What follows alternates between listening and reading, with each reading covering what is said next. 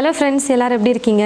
நம்ம கடைக்கெல்லாம் போயிட்டு மீன் வறுவல் வாங்கி சாப்பிட்ருப்போம். நல்லா டேஸ்டியாக இருக்கும். அதே வீட்டில் வந்து செய்யும்போது அந்த டேஸ்ட் இருக்காது. ஆனால் இன்றைக்கி நம்ம வீடியோவில் வெளியில் வாங்கி சாப்பிடக்கூடிய அளவுக்கு நல்ல டேஸ்டியான ஒரு கலர்ஃபுல்லான மீன் வறுவல் தான் செய்ய போகிறோம். வாங்க எப்படி செய்கிறதுன்னு பார்க்கலாம். மீன் வறுவல் செய்கிறதுக்கு 1/2 கிலோ நெய் மீன் எடுத்து வச்சுருக்கேன். வறுவல் செய்கிறதுக்கெல்லாம் வந்து பார்த்திங்கன்னா மீனோட பீஸ் வந்து இந்த மாதிரி இருக்கிற மாதிரி எடுத்துக்கோங்க. முதல்ல மீன் வறுவலுக்கு மசால் வந்து மிக்ஸ் பண்ணி வச்சுக்கலாம். ஒரு பிளேட்டில் 1 ஸ்பூன் வெறும் மிளகாய்த்தூள் சேர்த்துக்கிறேன். 1 ஸ்பூன் காஷ்மீரி சில்லி பவுடர் சேர்த்துக்கிறேன். வறுவல் வந்து நல்லா கலர்ஃபுல்லாக இருக்கும் பார்க்குறதுக்கு, அதனால் காஷ்மீரி சில்லி பவுடர் சேர்த்துருக்கேன். மஞ்சள் தூள் 1/4 ஸ்பூன், சோம்புத்தூள் 1/4 ஸ்பூன், உப்பு தேவையான அளவுக்கு சேர்த்துக்கிறேன். அரிசி மாவு 2 ஸ்பூன் சேர்த்துக்கிறேன். ஒரு எலுமிச்சம்பழம் எடுத்து சாறு பிழிஞ்சு எடுத்து வச்சுருக்கேன், அப்போ சேர்த்துக்கிறேன். முதல்ல லெமன் ஜூஸ்லேயே நல்லா மிக்ஸ் பண்ணிக்கோங்க. அதுக்கப்புறம் தண்ணி தேவைன்னா கொஞ்சமாக சேர்த்து மிக்ஸ் பண்ணிக்கலாம். இப்போ தண்ணி கொஞ்சமாக சேர்த்து மிக்ஸ் பண்ணிக்கிறேன். பாருங்கள் ஃப்ரெண்ட்ஸ், நல்லா மிக்ஸ் பண்ணிக்கிட்டேன். இப்போது ஒவ்வொரு மீன்லேயும் மசாலா வந்து நல்லா அப்ளை பண்ணிக்கலாம். ரொம்ப அடர்த்தியாகவும் போடக்கூடாது, ரொம்ப திட்டு ஆகிடும்.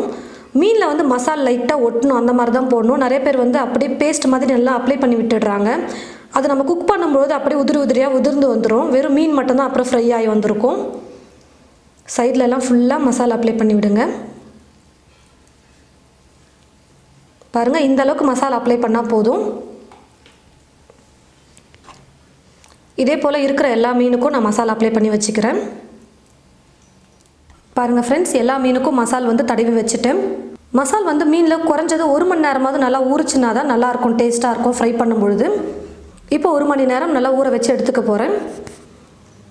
பாருங்கள் ஃப்ரெண்ட்ஸ், மீனில் நம்ம மசாலாலாம் தடவி வச்சது 1 மணி நேரம் நல்லா ஊறிடுச்சு. இப்போ மீனை வந்து நம்ம எண்ணெயில் கொஞ்சம் பொரிச்சு எடுத்துக்கலாம். கடாயில் கொஞ்சம் எண்ணெய் ஊற்றி வச்சுட்டேன். எண்ணெயை நல்லா சூடேறிடுச்சு. எண்ணெய் நல்லா காஞ்சதுக்கப்புறமா ஸ்டவ்வை வந்து குறைச்சி வச்சுக்கோங்க.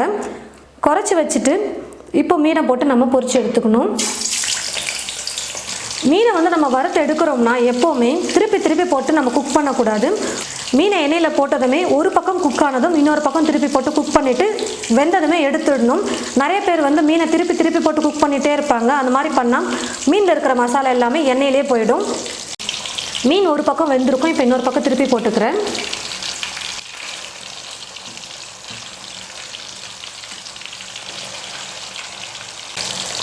மீன் 2 பக்கமும் நல்லா வெந்துருச்சு. இப்போ நான் எடுத்துடுறேன்.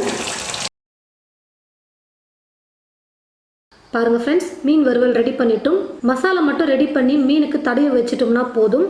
1 மணி நேரம் ஊறத்துக்குள்ளே நம்ம மற்ற வேலைகளெல்லாம் செஞ்சிடலாம். அதுக்கப்புறம் மீனை வறுத்து எடுக்கிறதுக்கு ஒரு 10லேருந்து 15 நிமிஷம் இருந்தாலே போதும். ரொம்பவே சீக்கிரமாக நல்ல டேஸ்டியான ஒரு மீன் வறுவல் நம்ம ரெடி பண்ணிட்டோம். பாருங்கள், இது போல் நீங்களும் உங்களுடைய வீட்டில் மீன் வறுவல் செஞ்சு பாருங்கள். செஞ்சு பார்த்துட்டு எப்படி இருக்குன்னு மறக்காமல் கமெண்ட் பாக்ஸில் வந்து கமெண்ட் பண்ணுங்கள். இந்த வீடியோவை மற்றவங்களுக்கும் ஷேர் பண்ணுங்கள். இது போல் நிறைய ரெசிபீஸ் பார்க்க இந்த சேனலை மறக்காமல் சப்ஸ்கிரைப் பண்ணி வச்சுக்கோங்க. கூடவே பக்கத்தில் இருக்கிற பெல் ஐக்கானையும் கிளிக் பண்ணிக்கோங்க. தேங்க்யூ.